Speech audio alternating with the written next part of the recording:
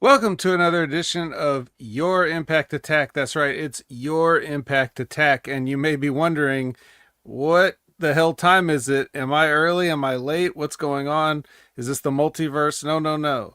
We are actually going live at 4 p.m. Pacific, 7 p.m. Eastern to preempt the Raw Watch Along, or not to preempt, but to precede the Raw Watch Along, so that you can then enjoy I Like It Raw immediately following with no interruptions. It's going to be great. Everything's wonderful. Nothing is crazy. And who the hell are we? Who even are we? We're the VBC, of course, as usual. The V in the VBC is the vet, Jamie Williams. Hello. The B in the VBC is Brandon. As I reach through to tag the tag team partner, and he comes in a house of fire. Brandon, what is going on? Not much, man. Early start time tonight, hanging and chilling. So we got a long Raw watch long tonight, but that also means the added caveat of we can make this a Raw belt count. Ooh, a Raw belt count, you say? Well, we're gonna be very busy, this evening, and we're glad that you'll be able to join us. I'm sure if anybody has joined us in the chat so far, perhaps there's one Bearcat putting the claws up, even though I personally don't approve of this meme because of the great Keith Lee, but we have we have one lab rat so far, but I think other people will join, of course, to be part of the C as we go on, as their notification bells ring and they look at their personal devices and they say, "Oh my God, what do you mean the Impact Attack went live? Well, I better get home and I better relax and I better watch it." I think we'll see a few more people as we go. Um, Brandon, any news or anything pop up?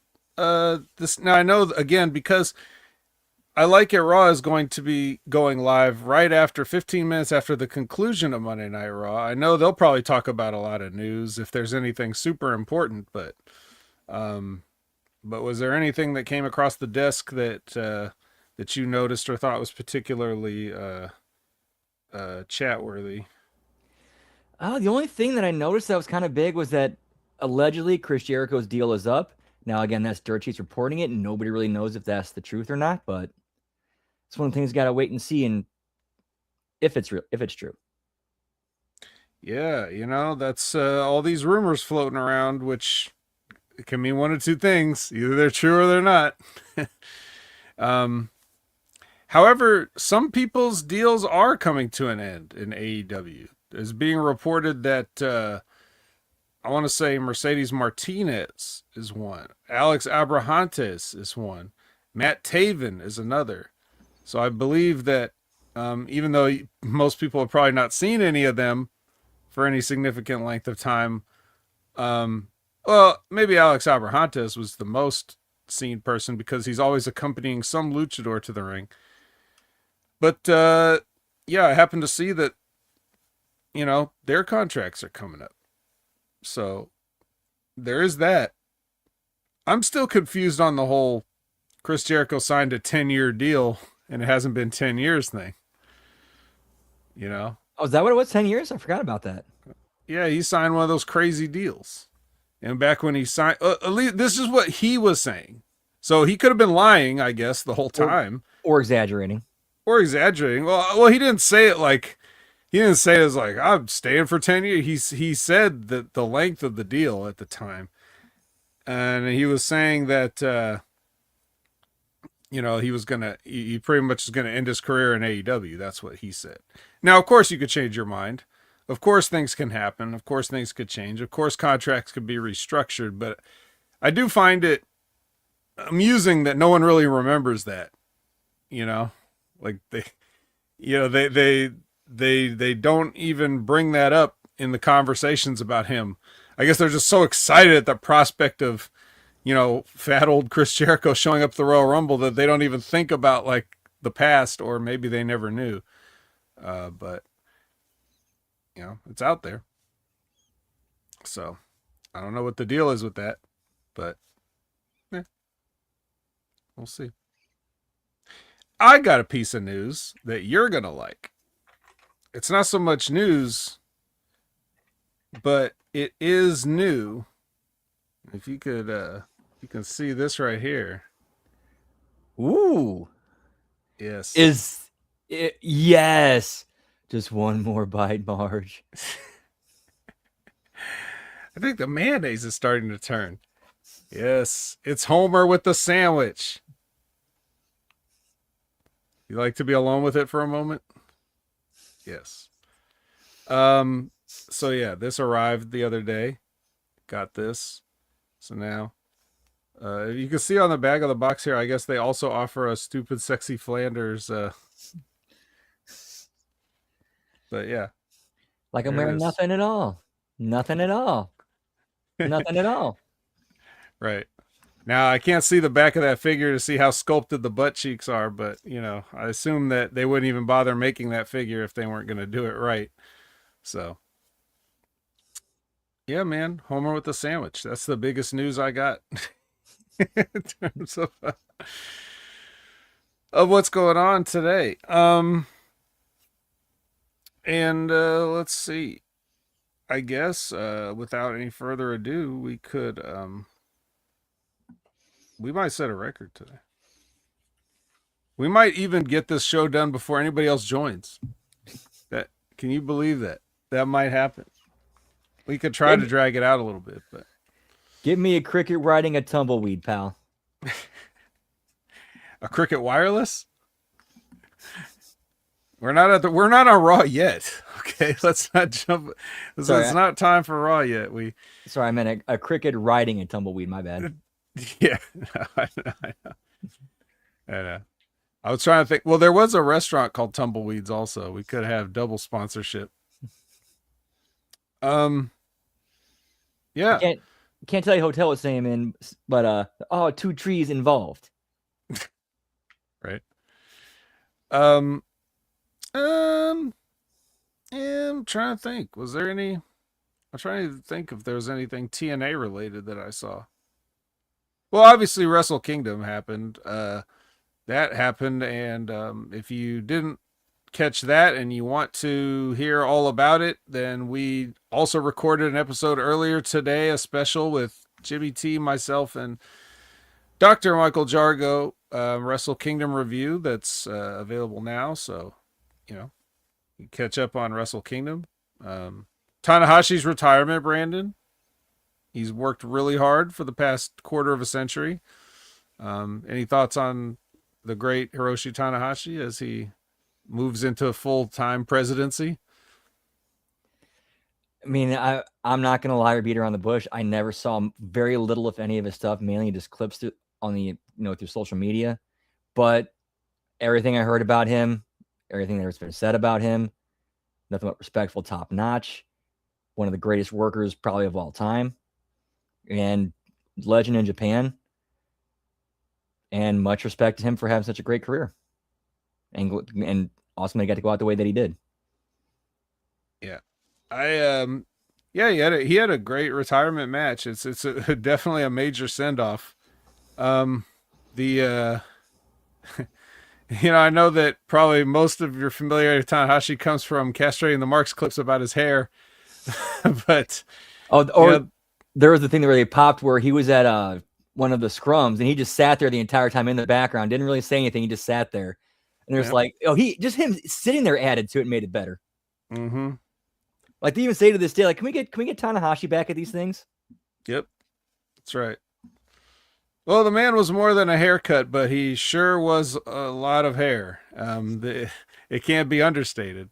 Uh, but yeah, like he's just the classic pro wrestler. You know, he has the you know he had the fundamental understandings of everything that it takes to be successful. You know, not just to be a good performer, but a good politician, or a good presence, a good ambassador. You know, he was always trying to bring attention to the sport, to elevate the sport, you know, and using whatever successes he had to try to leverage more success for everyone, is what it seemed like. Um, At least that's the outward appearance. If he had dark ulterior motives or something like that, they never really came to the forefront. He just seemed to always be about the business and the sport, and he made an impact all over the world.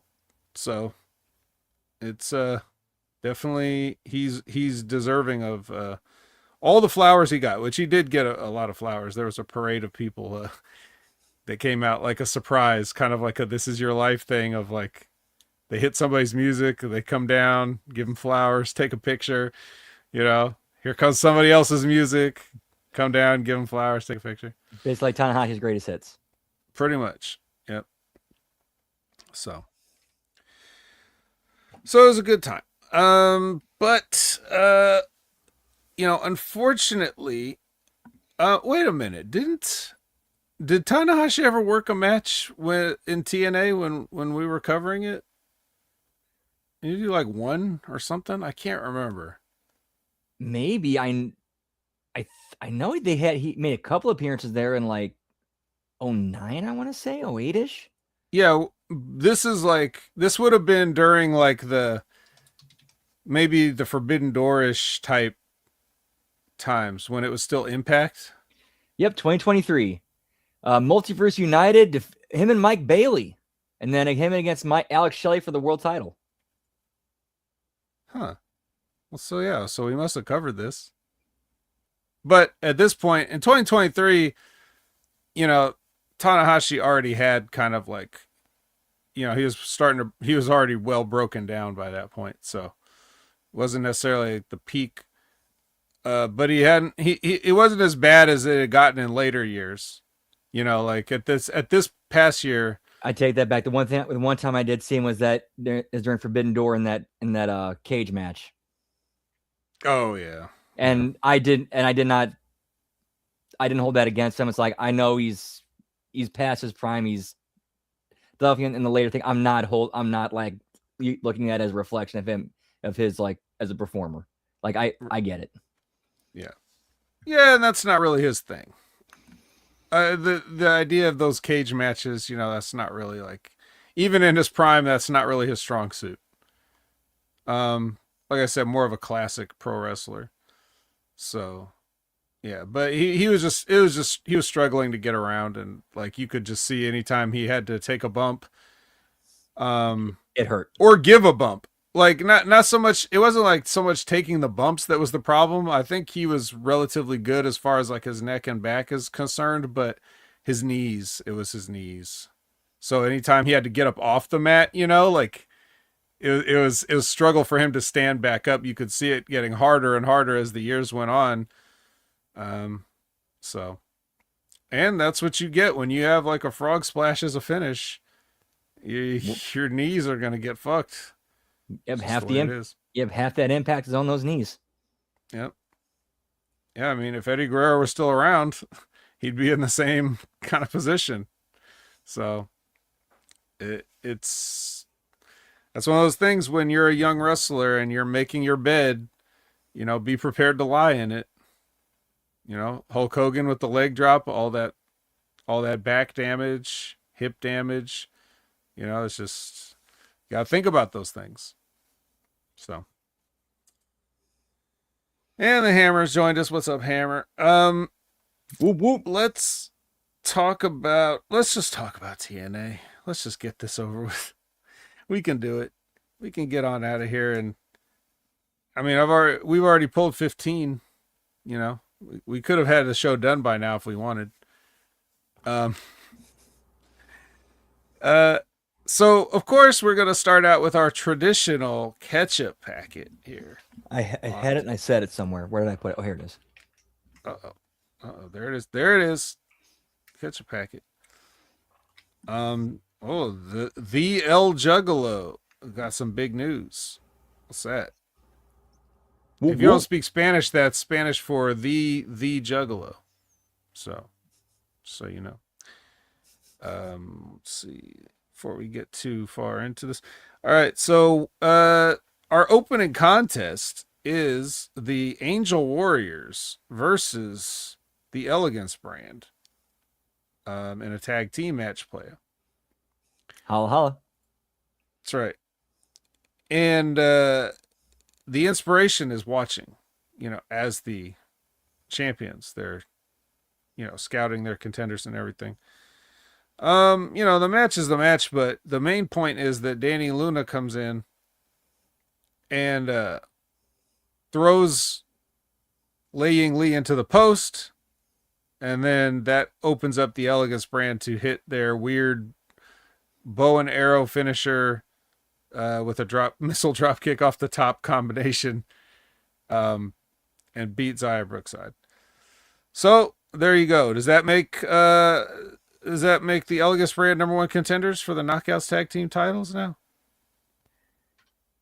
I mean, they never explicitly said it. It'd been nice if they would have clarified that if there's anything on the line in this match. They didn't. I guess they were assuming, oh, I guess they're now like in the contendership. I think that's what they're going for, but that's one of those things that'd be nice if they actually explicitly stated what's going on.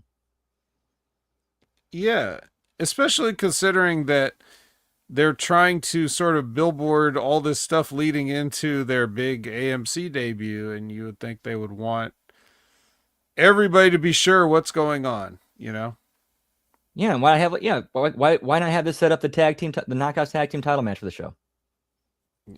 I don't know. Maybe they did and just forgot to really talk about it. I can't be sure.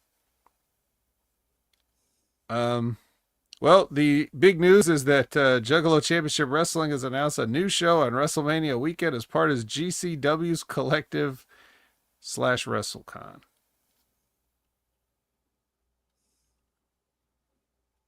All right. Well, there you go. There you have it. Get your tickets now. You're not gonna want to miss it. Whoop whoop. So, anyways, back to TNA. Gia goes to bother Santino in his office. He's very despondent. He gives her a note to read, for the announcers to read.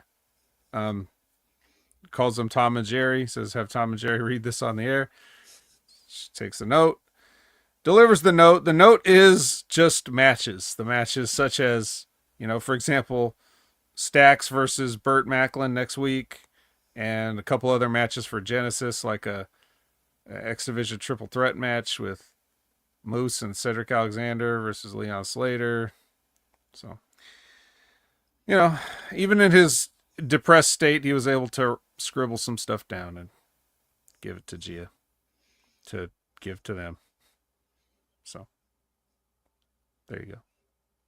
Do you like despondent Santino? I thought he did pretty well, and I'm glad that he actually, like, his character reacted the way he should the week after his daughter stabbed him in the back and kicked him in the balls. Like, this is exactly how Santino would handle it. So I got to do my job, but fuck it. So let himself go.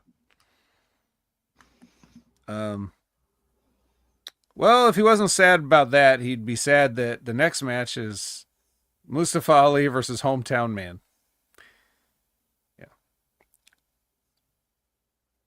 Yeah. Any thoughts on the Ali versus Hometown Man?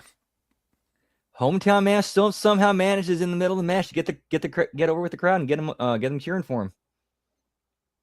But it is Cody Deaner, though. Yes, it is. Well, he gets a 450 splash for his troubles. And then the great hands lay the great boots to him. And then they hear a guitar, and everybody looks up to the stage, and they see what appears to be Elijah walking. And then they all decide if they want to walk with him or not. But then the real one shows up and tries to hit Ali with a guitar, but he narrowly escapes. And then it's a good thing, too, that, he didn't bust the guitar on Ali, because then we wouldn't have gotten this acoustic rendition of the Hometown Man theme. Yeah, I could have done without that. Frank's eating a cheese sandwich, and he's in the right place, because this is the TNA review show. Oh, boy.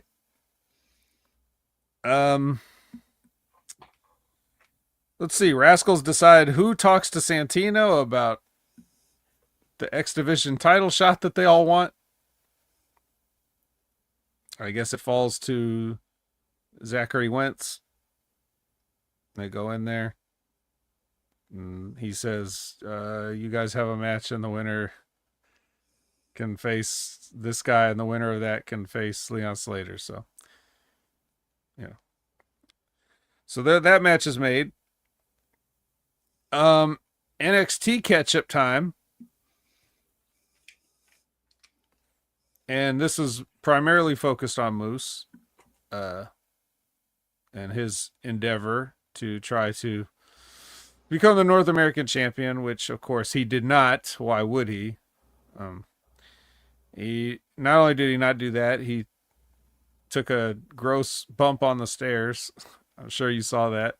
If you didn't see it on the night, you probably saw it on this recap or this catch-up packet. So what did you think of the whole, Moose, Ethan Page, everything situation? I like seeing Moose on NXT. I don't like seeing Moose losing on NXT. That's the only kind of Moose you ever get. The old losing Moose. It's like, how is the NXT crowd supposed to take him seriously if he keeps losing every time he goes there? Obafemi, okay, works, but okay, I think he could have went over Ethan Page. Yeah, he could have. Especially since they had Chelsea drop the belt on Friday. Interesting. Well, I don't know what their plans are, but I assume they don't have any plans because every time you take a look at the point you're at and then you look backwards from there and you ask how do we get here, there's never a path. It all just seems random. Like you keep giving them credit, say give them the benefit of the doubt, say well maybe they're thinking of this and that, but when you always in hindsight you never see the plan. You never see the vision, so to speak. Which once again, don't forget, right after this, Raw Watch Along, right after that, I Like It Raw, a special night and time. So yeah, we should be wearing rubbers with how raw we're going. Oh my god. Well, that's the whole point. You don't wear a rubber when you do it raw, pal. Goddamn. Get me bareback. That's it. Let's see. Speaking of bareback, that's reminding me of a Bret Hart promo. Bret Hart's actually called Sean out as for saying basically he slept his way to the top one time in a promo on Raw. He said, "You bareback your way to the top." Direct quote. Yeah. Back then, everybody was like, "What are you talking about?"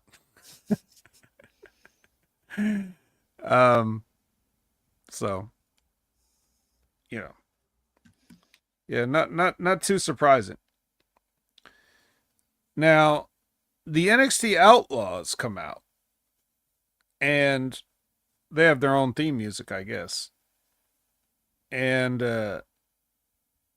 Jordan Grace, Ariana Grace, predictably cuts the promo that you expect her to cut about I'm in my dad's shadow and I had to carve my own path and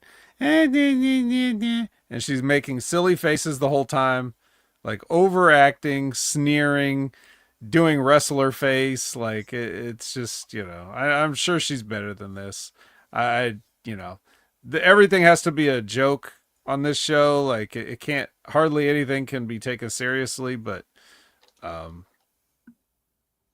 felt like there's probably a better way to go about this, even though I'm usually not in the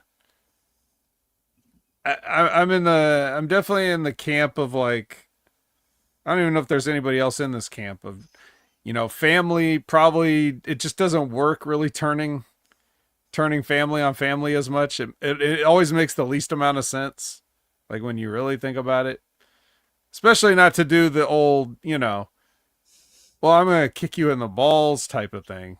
You know, it's one thing if you have like a falling out or a disagreement and you could build off of that, but just to do the pro wrestling turn with family members is just so corny to me, but yeah. But I don't know. What did you think of her promo? Yeah, I mean, it was all right. It just felt very generic. I thought like it just felt like I said, we've heard this a million times before. Like I was having flashbacks of David Flair cutting a promo on Rick. Like, you know how it feels. You know how it feels. You know, David Flair had a point. You know, Santino is no Ric Flair though. I don't. You know, like as good as he's done.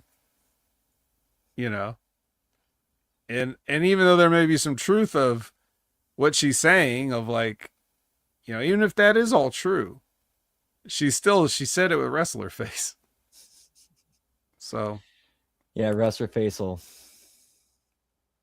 Yeah, wrestler Always, face and dinner theater villain delivery. they'll take you right out of it. Yeah. Well, I don't know who Crystal Poppin is, but she does the theme song, or she raps the theme song at least for Tessa Blanchard. So she did a live performance here. It's not the first time we've seen her either. She's done it before. Oh, really? Yep. I must have already blanked that out of my memory. Crystal Poppin. Yeah, I saw her in the ring. She looked like a wrestler, so I assumed she was going to lose to somebody in a squash match, but apparently not. I thought the exact same thing. I thought, okay, here's this Crystal Poppin chick. Okay, I guess she's getting squashed by Tessa. And then she starts singing it. It's like, oh, that's her. That's the chick that sings it. Yeah. Well, here comes the Diamond Collective, and they're taking on in a 6-woman tag match. They're taking on the team of Jody Threat, Jada Stone, and Indy Hartwell.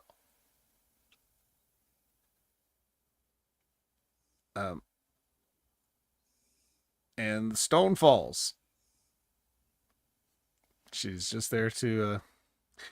You remember when we almost got something interesting there, where they showed the what's her name, and Jada Stone had like the back to back or consecutive like sort of vignettes about how their tryout match went, how one person got signed, the other person didn't.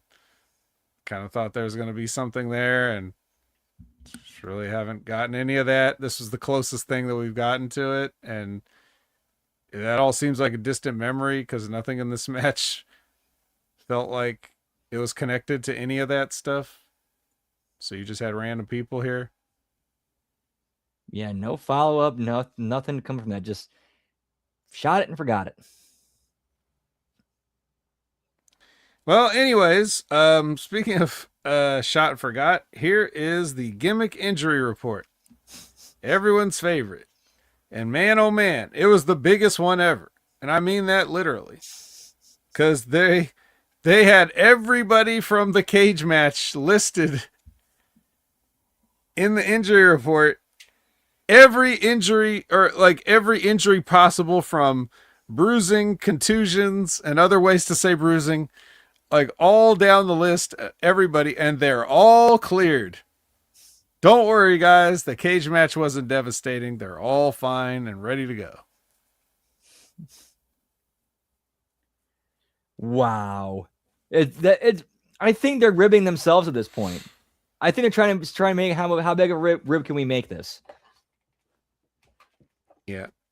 Well, if they really want to make a good rib, then they should have, when it came to the losers and it came to their injuries, it should have said feelings. That'd have been funny. Yeah, but no. But everybody's good though, so don't worry. We saw Elijah earlier. He had a torn triceps, but he's out. Which is funny because he's got a match coming up, and as of now, he's not cleared for it. So TNA, man. They can see the future, Brandon. They know he'll be cleared by the time. They know that triceps will be reattached fully by the time the match comes around. They knew that. And 1 sec, Dogwinson. All right. So now, as for the other report, Lei Ying Lee, who earlier in the night got, a face full of ring post from Danny Luna. Her injury is uncertain. They're not sure what's hurt on her. I'd say it's probably her face, but they're not sure, and they're the experts. So I'm not going to argue with them, but she's in evaluation currently. So that's it, Brandon. Lei Ying Lee, uncertain injury, in evaluation. She's in evaluation right now. That's her status. Just happened a few minutes ago. She's got a post in the face. I think it's her face, but we have to evaluate it before we can get back to you on that. Well, I mean, yeah, could it be like a broken jaw, a broken nose, maybe a bruised orbital socket? Who knows? Or contusions? I don't know. We don't know. It happened too recently. We don't know yet. I'm sorry. So, all right. There's that. Now, from the goofy to the worse, we're going to get the righteous gather. The righteous will gather here tonight in TNA. They've been telling you this since the beginning of the show. The righteous will gather. What does that mean? It means they're going to come out into the ring and do one of their promos. And then the Hardys are going to come out. And they're going to be like, we want you out of here. And the gathering's going to be like, man, we tried to do this the nice way. Now we're going to have to do this the hard way. And that's it. This whole thing's bullshit and I hate it. I don't know if you feel any differently, but we're stuck with it for the time being, it seems. I would not be surprised if they end up putting the belts on Righteous out of this. No. That's probably where they're going with it.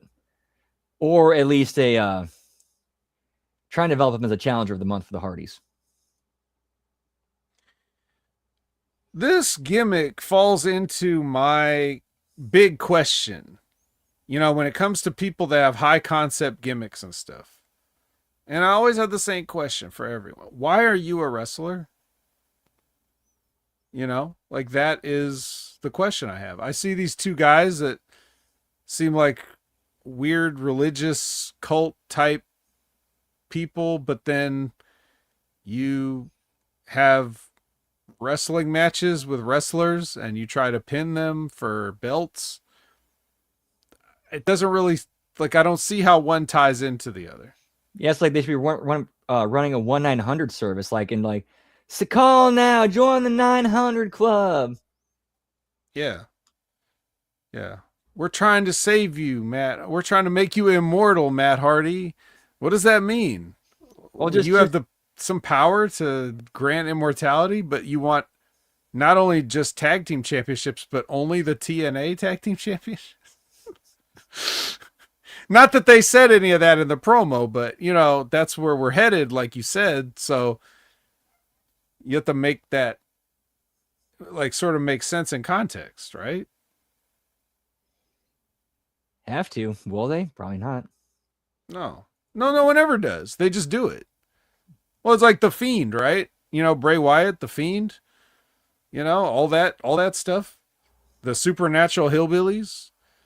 Bray Wyatt's gimmick was essentially that he was Lucifer in human form. If you listen to his promos, he just said, I'm Satan, but I have a WWE shop page. It's just none of this makes any sense when you think about it. You have to be a wrestler first, and then your gimmick is supposed to be like seasoning. I'm a little bit of this, I'm a little flavor of this, and then we got carried away with stuff like You know, there were a lot of job gimmicks in the, I mean, like professions, you know, trash guy, plumber, clown, whatever, different things. Why are you a wrestler? I don't know. I guess I'm not making enough in my shoot job. So I decided to have some matches on the side and pick up a little extra coin, and so when these high concept gimmicks with all these vignettes and crazy special effects and stuff just never works for me. But hey, that's just me. Mm. Oh, Leon Slater's going to do commentary for the Rascals 3-way. And Myron Reed wins the 3-way. Which is kind of questionable. It's like, didn't we just see this? I feel like we did. Like, if wouldn't they have gone with Desmond Xavier, since he's the one that's the one-on-one we haven't seen between Leon Slater and the Rascals? Unless we did see it and I missed it. I forgot about it. You did not see it. I am not sure. In my brain, why am I thinking perhaps Desmond Xavier was he really injured, or was I just thinking of the gimmick injury report? It might have been the gimmick injury report. Yeah, I'm not sure what the deal was here, but he wasn't a part of it. That's the thing.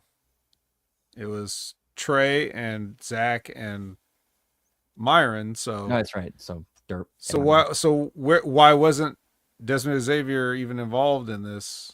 I don't know. Yeah, that is a good point. Maybe there was something to the exchange they had earlier in the night with Santino that I forgot or didn't hear and didn't make notes on because I was just trying to, get through this. So if they did explain it, I apologize. I'm sure you're all very insulted at my lack of attention to the show. I apologize. Unprofessional. Now here's a couple of professionals. We got Bear and Kazarian warming up. They don't want to pull anything. They got a big match. Then we get the System. They come out and do a team promo. JDC's like, how about one last match? Like, as a System. And like, yeah, how about next week? And next week it's going to be the System versus Cedric Alexander, Leon Slater, and the Hardys. So there you go. Big match for the System. Babyface. There's probably gonna be a spot fest where the Hardy Boys will get a few spots in. Do a lot and bump a lot, pretty much. That's right. It's very exciting sounding. Now, Gia asked the Hardys about that match. Like, hey, you're going to be in a match with the System. They're like, hey, all right. We like it. And then they go to open their dressing room. And right as they open the door, out of nowhere, music hits. Like the big music sting, like, duh. Like, I thought this was happening live. I didn't know Life had a score. But anyways, they open the door and it looks like the Righteous has been in their locker room because there's these little candles and flowers and shrine looking things in there. Ooh. And music underneath. That's what I always say. Catchy tune. Yeah, no music underneath, but there was no music there at first, but then there was.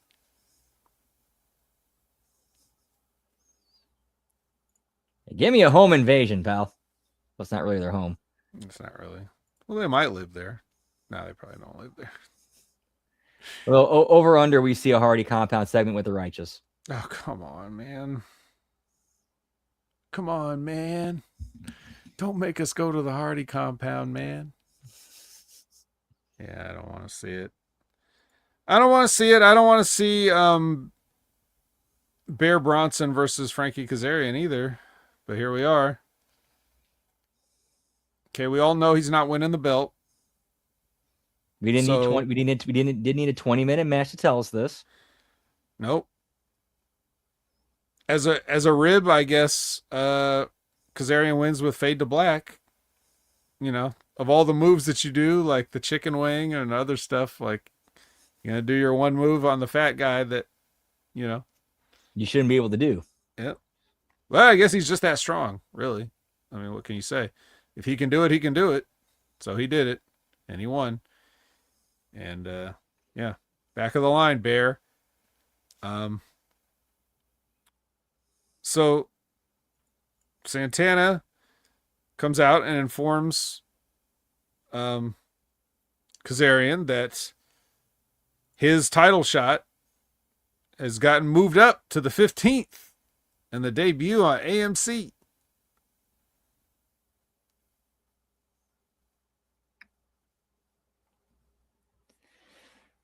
Try and make a bang. Try and make a splash with that debut. And also, what does that mean for the pay-per-view? Well, tune in to find out. That's all right. I mean, what if Santana wins on the debut of AMC? And what if Kazarian retains? Who's the challenger for Genesis? My goodness, it's just so intriguing and exciting. I guess we'll just have to all tune in to find out. And speaking of which, RBV's wanting to do something special. I don't know if he's contacted you or not, but would you be interested in doing the live watch along that night? Oh, I most certainly would not be interested, but I also don't think I can make it regardless, so I made sure to let him know that. Doubtful was my reply. My one-word reply. Yeah. A little behind the scenes for you there, but we are done with TNA. I mean, for tonight. Sadly, not forever, but we're done with TNA for tonight. It's getting less interesting as time goes on. Not the hottest start to the new year, in my personal opinion. What do you think? And what do you guys think? I mean, overall, kind of a flat show. I wouldn't say it was a bad show, but definitely flat. The only really big newsworthy thing was the Santana Kazarian title match getting moved up to the AMC debut, but that's really about it. That's it. And of course, the other noteworthy thing and newsworthy thing is Homer with the sandwich that arrived recently. It's the special limited edition Homer with the sandwich action figure. That's right. Suck that, Major Brothers.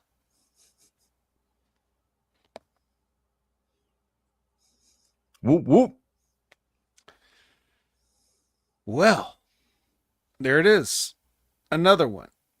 And now in our weird, unique programming schedule, we've got another 15 minutes before we hit the Raw watch along. So we got to get on out of here. Brandon, the people can find you right here at the watch along. That's right. Whoop, whoop.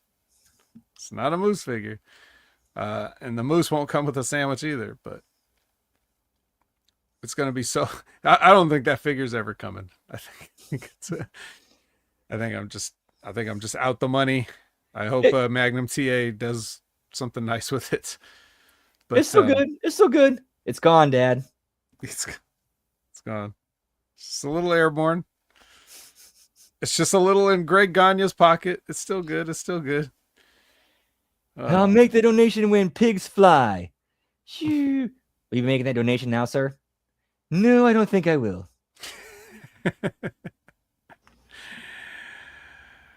Yeah. All right. Well, you know where you can find us, and you can find us at the Raw Watch Along coming up soon. For anybody that's listening after the fact, you know where you can find us. You don't need us to tell you anyway. You ought to know by now. I mean, if you're going back and listening to the Impact Attack on your own time, I'm pretty sure you know where we are and where you can find us. So, I guess that'll do it just for now as we get ready to be back here in a quarter hour. So for Brandon, I'm the vet, and I don't have a sign off line. Whoop, whoop.